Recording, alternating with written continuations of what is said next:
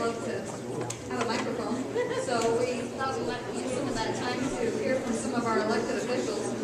Vicki Horton, I have not seen you, but, oh, there you are. Do you want to come up and just talk for a couple minutes, however long you'd like? Might actually say something. They're just counting something else back. It's the official Leonard Christian bubblegum ejector. I know. Catch pass. Good morning, everybody. I sure appreciate your support out here with trying to decide who's going to be our three candidates for the clerk's position. As you know, I'm your current assessor, Vicki Horton, and it is a new election year where we have to run again. So I am asking for your continued support. We've done a lot of things in the assessor's office this last couple of years. We've created appraiser accountability, made the commercial department a reval for an annual instead of just once every 6 years. Now commercials are evaluated every year. We've streamlined our processes between the treasurer's office and our office so that we have a lot more efficiency in every project that we do. We've got new sales analysis programs where we can tell if the non-selling properties and the selling properties are being treated equally. Customer service, which is a main concern of mine, has increased tenfold. You can now talk to our appraisers on Wednesdays. They are in the office all day long. And you'll get good service when you call. So if you want integrity, accountability, and equalization for another 4 years, vote for me, Vicki Horton. Thank you so much.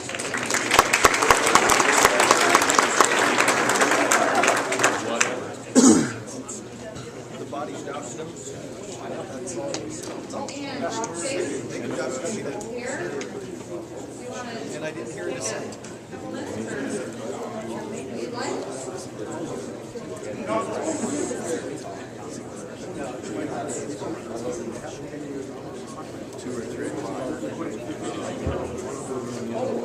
Well, thank you, Joe.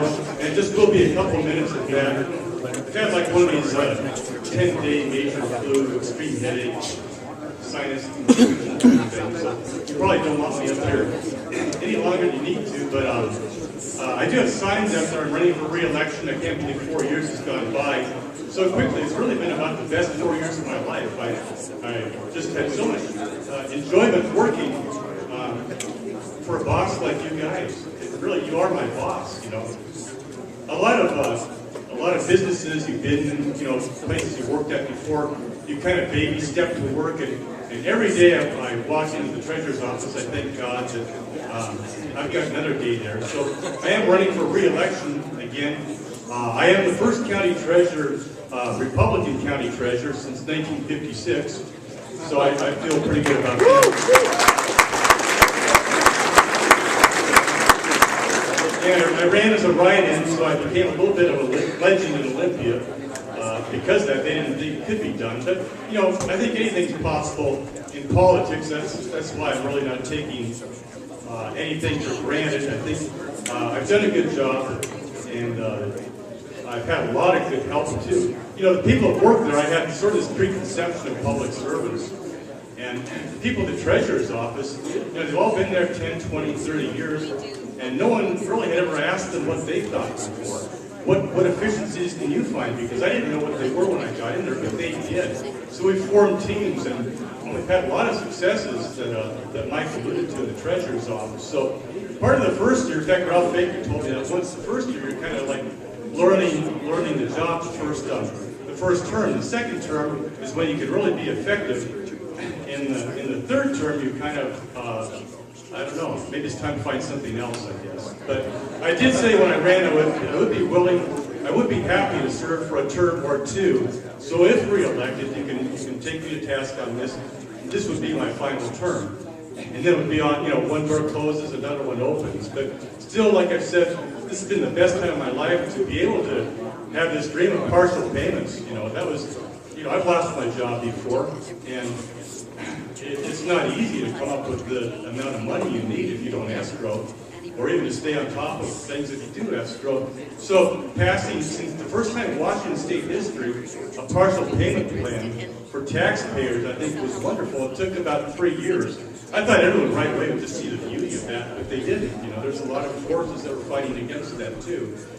But by learning the system, by learning the legislation, by having a good relationship with them, we're able to get it passed. So I definitely need to thank the Freedom Team, Matt Shea, Jason Overstreet, Representative Taylor from Yakima, and those Kerry Condata, who introduced the bill, for their help. Also, the Senate version, Michael Baumgartner introduced the Senate version of the bill, and that helped a lot too. So I really appreciate the people that helped on us. But, you know, once you get into office, not Republican or Democrat, I have to say, Tim Ormsby gave me a lot of good advice too. He said you have a lot better luck getting it passed if you had someone who actually sat on the finance committee that you knew. Well, I knew Kerry Condata, so he's a Republican. So good for Tim Ormsby for crossing lines, because he knew what the ultimate result is, the end result of the taxpayers. Because, you know, at any given time, maybe 5% or so are delinquent. But, you know, they're no less important than anybody else. Do we say the 7% that are unemployed are less important than anybody else? You know, that's what government does. We're there to serve. We're not there to gouge people. So this time we did get partial payments passed. And I don't think I think, you know, paying 12% of the penalties for partial payments, that's like, if you're already poor, people won't use it unless they really need to. It's like carrying your money up or setting it up on fire. So I don't think the sky is going to fall when that happens, when we implement that. One reason it did get passed is, I said, let it get to the county treasurer, county by county, whether he wants to implement this or not.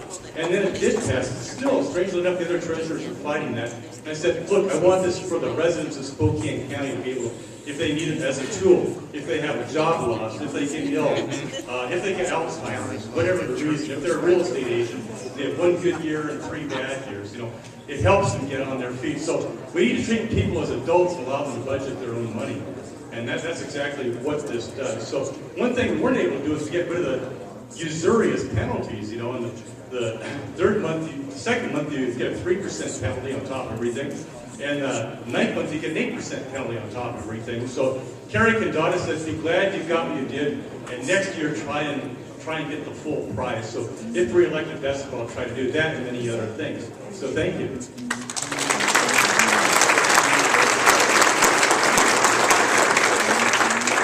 Thank you, Jill, and good job too, by the way. Representative Shea from the 4th District.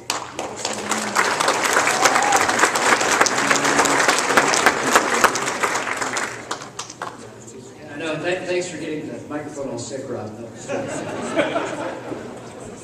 So people ask me, Matt, sum up what's going on in the country. And this is how I sum it up. A taxpayer voting for Barack Obama is like a chicken voting for Colonel Sanders. That's how. And think about it. It's got a pretty big meeting there, too, especially with healthcare, the way it's going. I want to encourage you. And I want to ask you a question. How many of you are going to change the world? Raise your hand. This entire room should have its hands raised. Because it's not just people throughout the country looking to the Republican Party for leadership. It's people in other countries. Not looking to our president for leadership, but looking to the Republican Party for leadership. Especially in Ukraine, where my wife's family right now is an hour away from where the Russian troops are massing north of Kharkiv. Please keep her family in your prayers. We have an opportunity to lead. We need to take it. Because when we lead, we win. The Freedom Agenda is the most successful slate of conservative bills in 2 decades. 2 decades.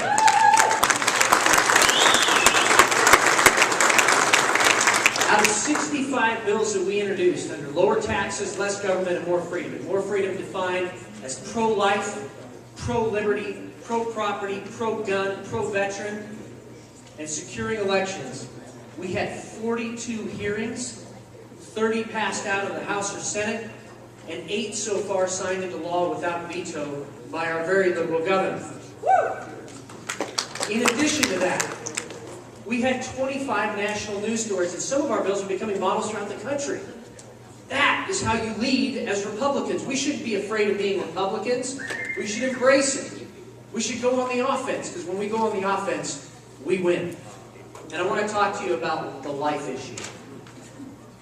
We introduced an amendment to the budget to defund Planned Parenthood.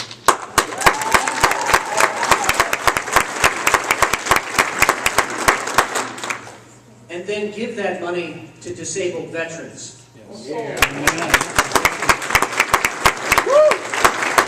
That is how we win on this message.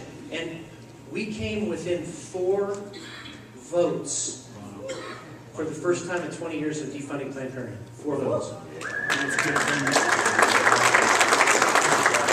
Now I'm up for re-election this year. I do have a primary opponent, but I'm up for re-election. I need your help and support. I've got signs out there. Please contact me if you would like to support freedom and liberty. I will continue to go over there and push the message. I will continue to go over there and be on the offense. I will continue to build coalitions around issues, because if we do that as Republicans, we will take the majority in the House of Representatives of Washington State, and we will take the message of freedom and liberty throughout the rest of the country. God bless you guys, and thank you for listening.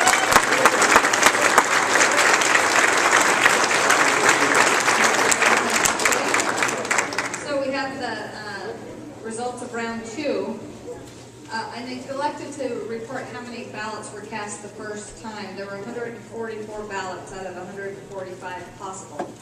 The second round, there were 140 votes cast. So to get 50% plus 1, 71 votes. Is that, everybody agrees on that?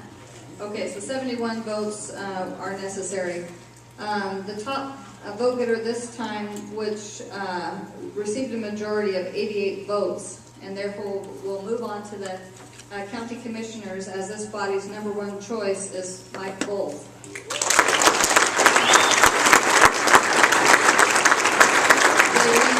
The received 50 votes, and there were 2 abstentions.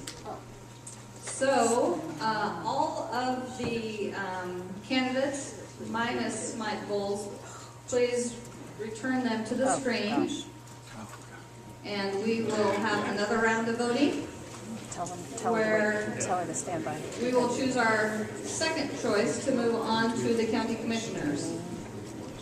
Everybody understand?